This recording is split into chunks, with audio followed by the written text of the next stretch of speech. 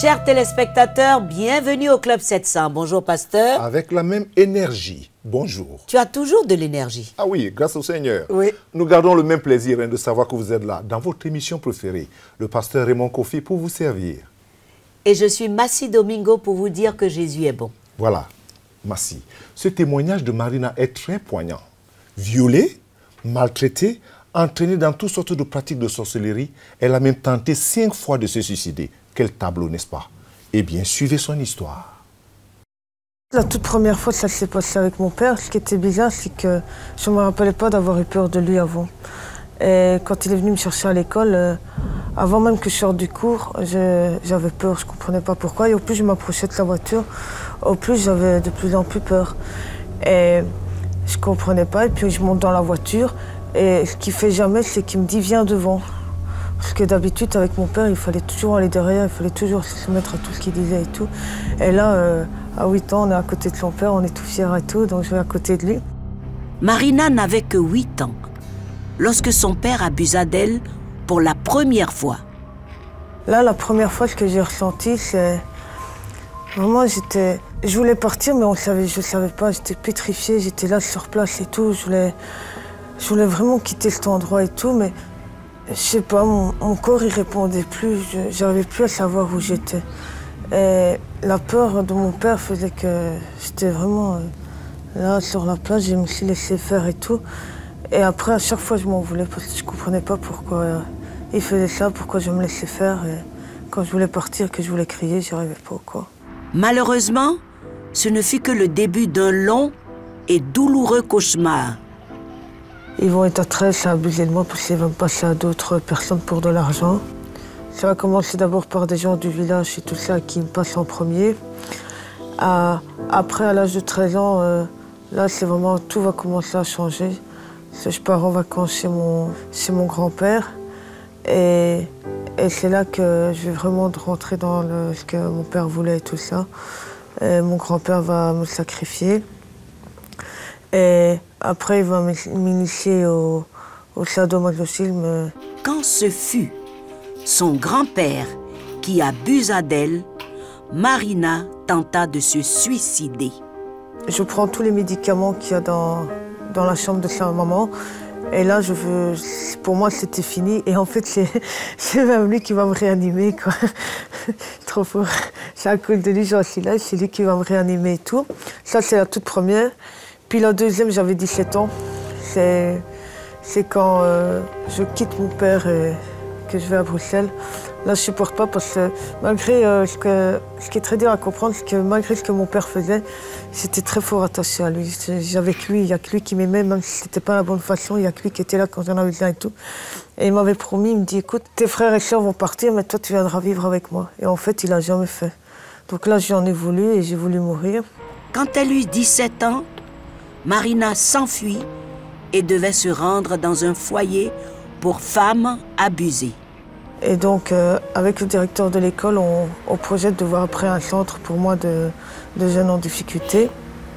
Et il m'en propose un, mais je refuse d'y aller pour finir. Je pars dans la rue avec des potes. Et à partir de là, je vais commencer tout ce qui est drogue, délinquance, vol et tout ça. Elle vécut pendant 3 ans dans la rue et elle apprit à défendre son territoire. Je me sentais libre en même temps. Je faisais ce que moi je voulais, comme je l'entendais.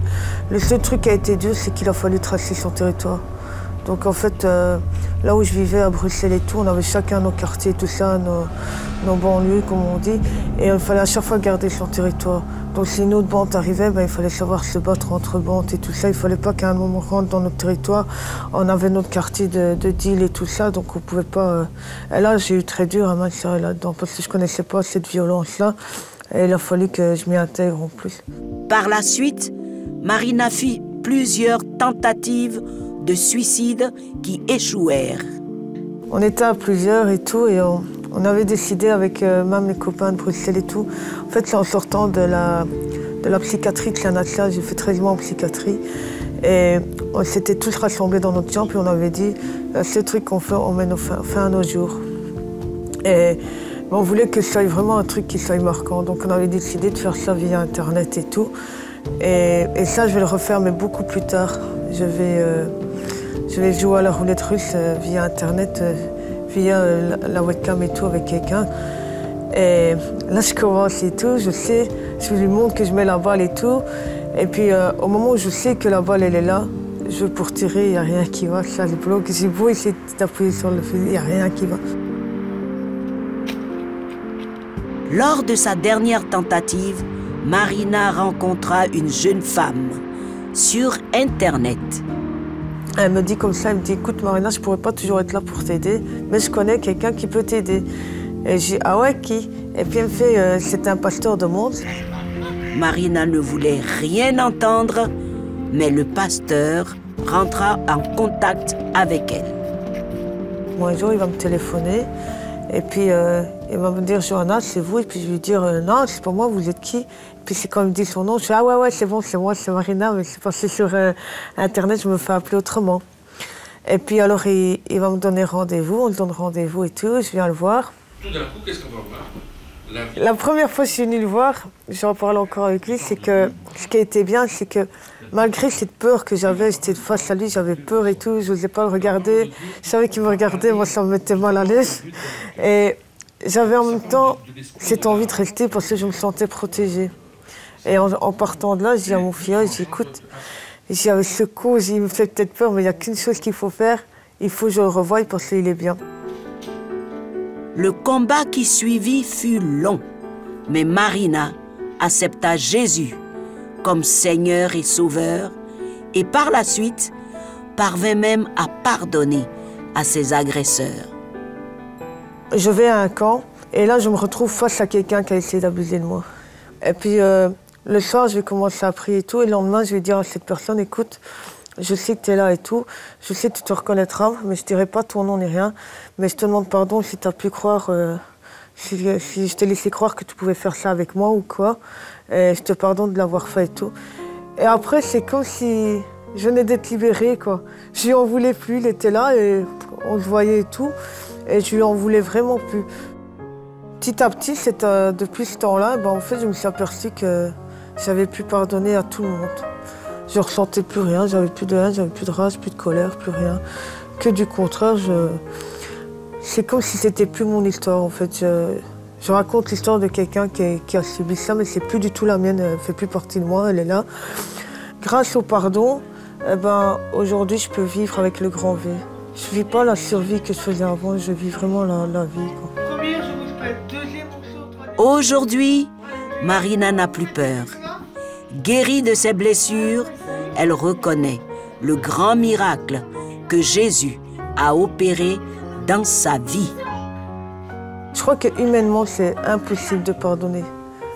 Dès que vous avez été victime d'abus ou bien de n'importe quoi, maltraitance sans parole ou quoi, humainement parlant, c'est vraiment impossible de pardonner. Et là, quand je me rends compte que j'ai pu pardonner, je me dis que si j'avais pas eu Jésus en moi, si les gens n'avaient pas pris la patience de m'apporter tout ça et m'apporter la parole de Dieu, qui est vraie et efficace, franchement, je ne serais pas là. Donc ouais, Jésus, c'est mon chemin, c'est ma route, c'est ma lumière. C'est ma vie comme maintenant. Je vous l'ai dit au début, Marina a connu un goût de l'enfer. Mais grâce à Jésus-Christ, elle est en vie, une vraie vie libérée, totalement, enfin heureuse. Et gloire à Jésus. On peut dire gloire à Jésus. Vraiment. Vraiment. C'est-à-dire que, comme je l'ai dit, c'est terrible ce qu'elle a vécu. Quel tableau oui. Pour une seule personne. Violée, maltraitée, entraînée dans des pratiques de sorcellerie, mais la puissance de l'Évangile. Et Dieu l'a gardée en vie pour sa gloire. Oui. C'est ça qui me plaît. Et cela doit encourager plusieurs Absolument. Qui sont malmenés, entraînés dans toutes sortes de pratiques de sorcellerie, occultes, et toutes sortes de perversions, que le Seigneur Jésus est puissant. Il est fidèle. C'est la fidélité et l'amour de Dieu dont nous vous parlons. N'est-ce pas, Massi? Totalement. La fidélité et l'amour de Dieu. Qui sauve, voilà. Qui délivre et qui bénit. Alléluia. Alors, allons voir ce qui est arrivé à Paulina et ses filles qui ont pu être sauvées de la maltraitance. C'était terrible. Regardez. Angelina, à 7 ans, travaille dur pour vendre bonbons et boules de gomme dans les rues au Mexique. Et malheureusement, l'argent qu'elle gagne ainsi avec ses sœurs n'était même pas pour elle. Après, Mon père prend tout notre argent pour acheter de l'alcool. Parfois, mon père nous bat si nous allons à l'école et nous ne vendons pas des bonbons. La mère des filles, Rosilina, n'est jamais allée à l'école. Et un jour, elle trouva le courage de quitter son mari violent. Elle a amené ses filles ici, dans ce foyer. Et cette école, soutenue par Orphan Promise de CBN. Une dame très gentille nous a accueillis et elle a trouvé une maison pour ma mère et une autre pour ma sœur aussi. Dans ce foyer d'accueil et son école, les enfants reçoivent une bonne instruction et en plus de bons repas qu'ils reçoivent chaque jour. Ce que j'aime le plus maintenant, c'est que je peux aller à l'école. Quand je serai grande, je serai institutrice. Et à 10 ans, la petite Paulina a déjà trouvé sa première étudiante, sa mère à qui elle apprend à lire et à écrire. Merci Orphans Promise pour ma nouvelle maison et mon école. Maintenant, je peux apprendre et aider ma mère à apprendre. Que Dieu vous bénisse. C'était pas facile. La maltraitance, le manque de moyens et surtout la cupidité d'un père. Oui, il faut le dire. Il faut le dire. La cupidité d'un père. Heureusement que Orphan Promise a fait le pas d'amour. Cette main toujours tendue vers là où il y a les nécessités. Voilà. Et c'est tellement important de dire à tous qu'ils peuvent aider. Oui. Allez sur notre site, vous verrez toutes les informations. Et participer à sauver une vie, à consoler une famille, à encourager, à envoyer un enfant à l'école et manifester ainsi l'amour. Soigner un malade. Et soigner un malade, tout à fait. Et le fait de voir ces genres de témoignages, de savoir que je participe à cela. Voilà. Quelle joie, quel bonheur et quel plaisir. Il y a de la joie à donner plus qu'à recevoir. Tout à fait. Alors, Massi, tu as bien trouvé les mots. Voilà, vous avez entendu, n'est-ce pas? Vous pouvez participer, mais ne nous quittez pas. À tout de suite.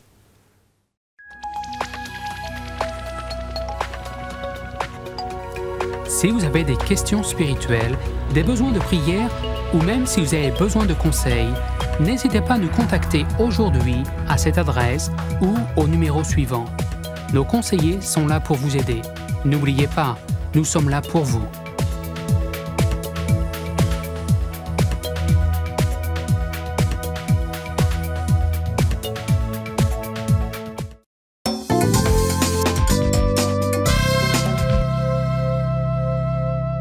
Bienvenue de nouveau au Club 700. Mark Jenkins a une histoire à vous raconter. Vous voulez savoir laquelle? Regardez. Des voix me disaient « Vas-y, fais-le, fais-le, tue-la, tu dois la tuer ». C'était vraiment démoniaque. Mark Jenkins est né dans une famille de militaires. Ils étaient 8 à la maison. Bien que sa mère fût chrétienne, son père était alcoolique et souvent violent envers sa femme et ses enfants. J'étais plus habitué à avoir un père alcoolique qu'un père normal. Mark était encore un enfant lorsqu'une femme de sa famille abusa de lui sexuellement. Elle me forçait à faire certaines choses et je ne savais pas comment réagir. Je ne savais ni comment réagir, ni quoi dire. Mark ne parla jamais de ces incidents à sa mère. On ne pouvait pas l'approcher. Dès qu'elle quittait son boulot, elle se rendait à l'église. Elle n'avait jamais le temps pour moi. Les abus se reproduisirent lorsqu'il fut adolescent. Cette fois-ci, c'était une femme responsable dans leur église. Mark en parla aux anciens qui surgéraient la situation. Toutefois, les cicatrices restèrent. Ça ne faisait qu'alimenter ma colère envers les femmes. Au lycée, Mark se mit à boire et à se droguer régulièrement. Il avait 17 ans lorsqu'une de ses voisines, une femme mariée qui n'avait pas le permis de conduire, lui demanda de lui apprendre à conduire. Cependant, elle était intéressée par bien autre chose. Je m'asseyais avec elle, lui expliquant le code de la route, mais elle me parlait de sa vie personnelle. Et c'est comme ça que la relation s'est développée. Sa voisine lui faisait des cadeaux, mais voulait aussi tout contrôler dans sa vie. Si elle pensait que je donnais trop d'attention à quelqu'un d'autre, ou que je cherchais de l'affection ailleurs, elle m'offrait de l'argent ou une carte de crédit. Alors j'avais le sentiment de lui devoir quelque chose en contrepartie de tout ce qu'elle me donnait. Dans le même temps, Mark dit qu'il commença à entendre des voix démoniaques, lui annonçant que c'était la fin du monde et qu'il devait tuer sa voisine. Je discutais avec ces voix. J'essayais de les faire taire. Un soir, Mark se disputa avec cette femme. Il voulut la voir pour lui parler, mais elle verrouilla sa porte. Comprenant qu'elle ne voulait pas que j'entre, parce que nous nous étions disputés quelques minutes plus tôt, j'ai coupé la porte moustiquaire et je suis entré. Quand elle me vit, elle menaça d'appeler la police. C'en était trop. Je me suis dit, je ne veux pas aller en prison, je te déteste. Et en quelques secondes, ce fut le drame. Le diable s'empara de moi. Mark attrapa un couteau de cuisine et la poignarda plusieurs fois, causant sa mort. Il s'enfuit ensuite de la maison. J'avais l'impression de flotter dans les airs. Je regardais vers le bas et je me voyais en train de commettre cet acte horrible. Quand je suis sorti de la maison, j'ai dit aux voix, « Vous êtes contente maintenant? Je l'ai fait. J'ai pris la vie d'une innocente. C'était un crime haineux, très brutal. » Mark fut arrêté une semaine plus tard. Jugé pour meurtre au premier degré, il fut condamné à la prison à vie. En prison, il gagna la réputation d'être violent. Il passait de la drogue, pratiquait le racket et était impliqué dans toutes sortes d'activités illégales. Beaucoup de gardiens me disaient « Tu es un animal ». Alors j'agissais comme un animal. Un aumônier de la prison lui demanda d'accompagner le groupe de louanges à la guitare lors des cultes. Mark accepta à contre-cœur. Il eut ainsi l'occasion d'entendre régulièrement la parole de Dieu. Il se mit à lire la Bible et son cœur s'adoucit peu à peu. Un jour, un gars m'a demandé « Toi alors, tu es sauvé? Tu ressembles à un vrai chrétien. » Je l'ai insulté. Mais dans mon esprit, j'ai immédiatement pensé à Pierre, qui avait renié Christ. C'est à ce moment que j'ai compris qu'une transformation était en cours. D'autres aussi commencèrent à le remarquer. Les gens me disaient qu'ils voyaient une certaine piété en moi. Je suppose que c'est ce que l'aumônier avait aussi remarqué.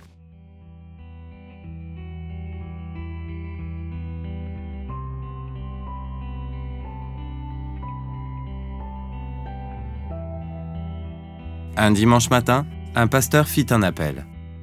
Mark comprit que c'était pour lui.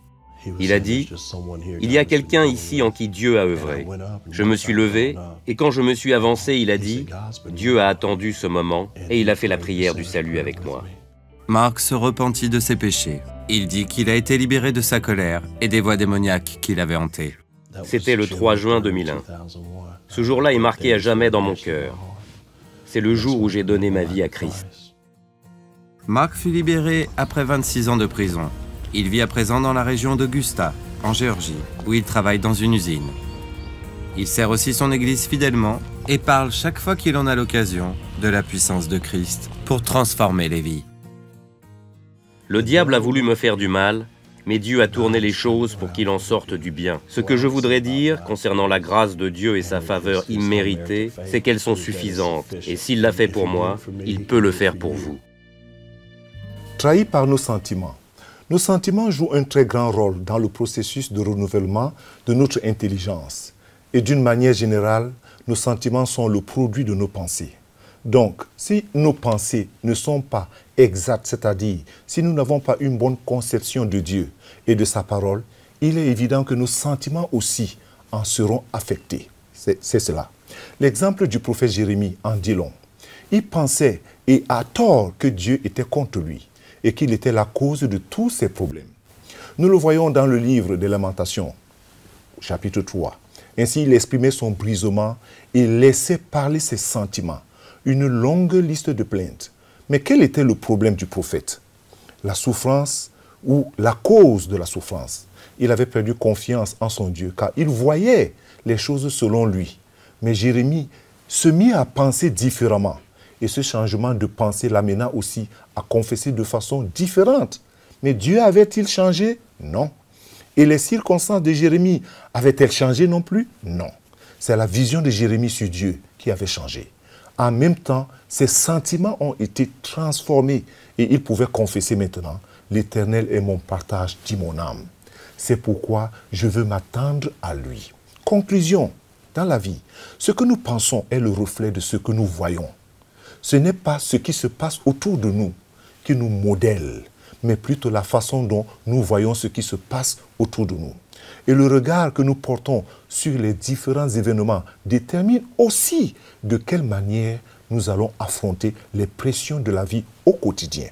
Mais Dieu tient dans sa puissante main les moindres détails de notre vie. Dieu tient dans sa puissante main les moindres détails de notre vie. Je veux que tu répètes cela avec moi. Toi qui me suis en ce moment.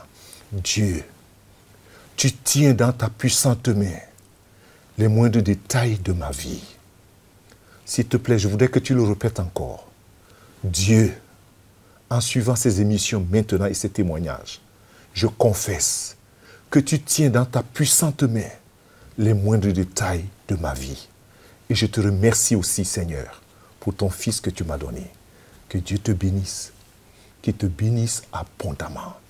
Et je prie que le Seigneur, en qui tu as fait cette déclaration, cette confession, trouve sa place dans ton cœur et qu'il soit ton Seigneur, ton sauveur personnel, que tu ne le regardes plus à distance. Seigneur, je te recommande tous ceux-là qui ont fait cette prière, cette déclaration en ce moment. Bénis-les. Bénis-les au-delà même de leurs attentes. Et glorifie ton nom dans leur vie. Amen. Et Amen. Que Dieu te bénisse et qu'il te bénisse abondamment. Mais ne nous quittez pas, parce que nous avons encore d'autres choses pour vous. À tout de suite.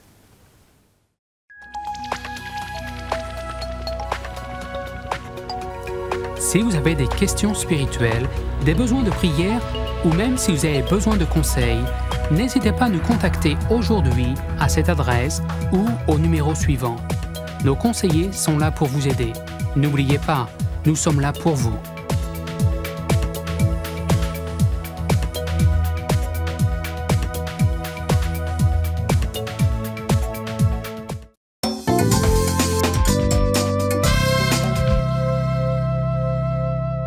Merci d'être avec nous encore au Club 700. Voici le temps des questions-réponses. Prêt, pasteur? Alors, Kofi dit, oui. En plus? Oui. Les 10 commandements sont de l'Ancien Testament et nous sommes sous la grâce et non sous la loi. Alors, que doit-on faire exactement? C'est une très bonne question. Je voudrais répondre de façon très précise. Oui. Parce qu'il y a trop de confusion et trop de mélange dans cette affaire de l'Ancien Testament, c'est-à-dire l'Ancienne Alliance, et le Nouveau Testament, la Nouvelle Alliance. Est-ce qu'on doit observer la loi, ainsi de suite? Et je voudrais dire directement ceci. Lorsqu'on a la foi, oui, on n'a pas les problèmes avec la loi. Il faut que ce soit clair. Celui qui a la foi en Jésus, oui, n'a aucun problème à observer ou à obéir à la loi. Il n'en a pas. Il est au-dessus de cela. L'esprit de la grâce est au-dessus de l'esprit de la loi. Très bien. Ça, c'est très important. Oui. Mais lorsqu'on n'a pas la foi en Christ, on a toujours les problèmes pour transcender les deux. Pourtant, l'Ancien Testament ou la loi, les 10 commandements, sont accomplis, si on parle des 10 commandements ici. Bien sûr. C'est accompli. En fait, Dieu avait donné 10 commandements aux enfants d'Israël. Ils en ont ajouté 889. Et c'était difficile à porter. C'est ce que les gens font aujourd'hui. Dieu dit une chose, ils en ajoutent plusieurs. Mais je voudrais dire à la personne et à tous ceux-là qui écoutent que lorsqu'on a la foi en Christ, une foi véritable en Christ, alors on n'a aucun problème. La loi n'a pas un problème pour cette personne. Elle trouve sa place dans sa vie sans aucun problème. C'est très important. C'est très important. Tout à fait, Massi. Donc, la foi en Christ fait la différence. La différence. C'est la foi en Christ qui fait la différence. Aujourd'hui, les gens veulent tâtonner. Est-ce que nous sommes, étant sous la grâce, est-ce qu'on ne va plus observer la loi? La Bible dit que la loi est bonne et juste. Mais pour qui? Pour celui qui a la foi. C'est ça. Pas pour celui qui n'a pas la foi, Massi. Donc, il faut avoir la foi. Tout à fait. Mes amis, il faut avoir la foi. Dans cette émission, nous vous parlons de Jésus pour avoir la foi. Maintenant, nous allons aux questions pratiques. Nous allons retrouver notre spécialiste qui va nous parler de la maladie des yeux chez l'enfant. Suivons. Bonjour, docteur Agré. Bonjour, Massi. Nous avions parlé de cataracte des grandes personnes, mais aujourd'hui, je voudrais qu'on parle de la maladie des yeux des enfants. Oui, au niveau de la maladie des yeux des enfants, il y a plusieurs maladies, mais je voudrais souligner d'abord la cataracte congénitale. C'est vrai que j'ai parlé de la cataracte la dernière fois. La cataracte congénitale est assez particulière, peut se développer même à la naissance. Et on peut constater cela à 2 semaines, 3 semaines. Mais le plus important, c'est que la chirurgie doit être faite dans les 3 premiers mois, ou même avant. La raison principale, c'est que, en fait, les yeux sont comme des caméras. C'est avec le cerveau que nous voyons. Et donc, quand l'enfant, dans son développement, son cerveau se développe à reconnaître ce que ses yeux voient.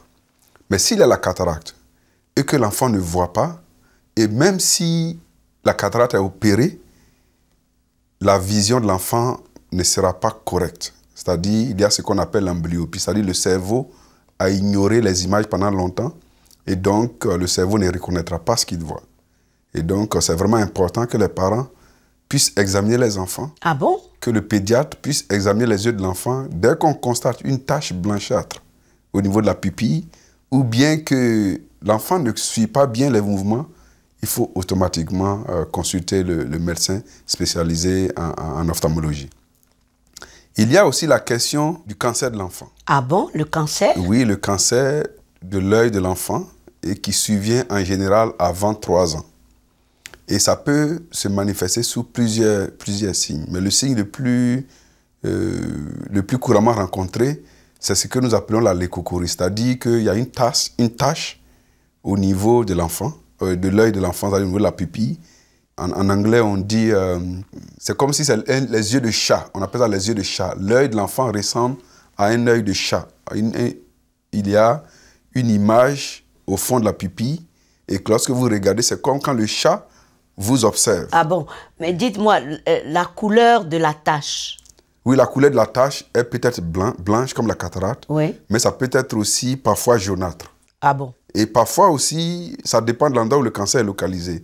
Parfois, les yeux de l'enfant peuvent bouger dans toutes les directions. On appelle ça le nystagmus. En tout cas, tout signe anormal chez l'enfant, il faut automatiquement consulter le spécialiste. C'est grave. Parce que la difficulté dans cette maladie, quand c'est diagnostiqué au début, on peut peut-être faire un traitement de laser et puis l'enfant va être guéri du cancer et utiliser ses yeux. Mais si c'est avancé, on est obligé d'enlever l'œil. Et si c'est très avancé, ça met en jeu ce qu'on appelle le pronostic vital, c'est-à-dire que l'enfant peut en mourir puisque le cancer peut se propager dans tous les autres organes. Donc voilà un peu ce qui est important à savoir. C'est très grave, ça. C'est très grave, très grave. Merci pour tous ces renseignements. Alors, ce qu'on peut retenir, c'est de courir très vite voir le spécialiste. C'est bien ça. Merci, docteur. Merci. Très bon conseil pour les mamans surtout. Pour les papas aussi, regardez les yeux du bébé. On apprend. Vous apprendre. Mes amis, merci d'être restés en notre compagnie. L'émission est terminée. L'adresse est sur votre petit écran. Visitez-nous sur le site. Allez sur Facebook. Et retenez ceci, Jésus vous aime. Au revoir, pasteur. Avec tout le plaisir et merci. Et les amis, que Dieu vous bénisse. À bientôt. Au revoir.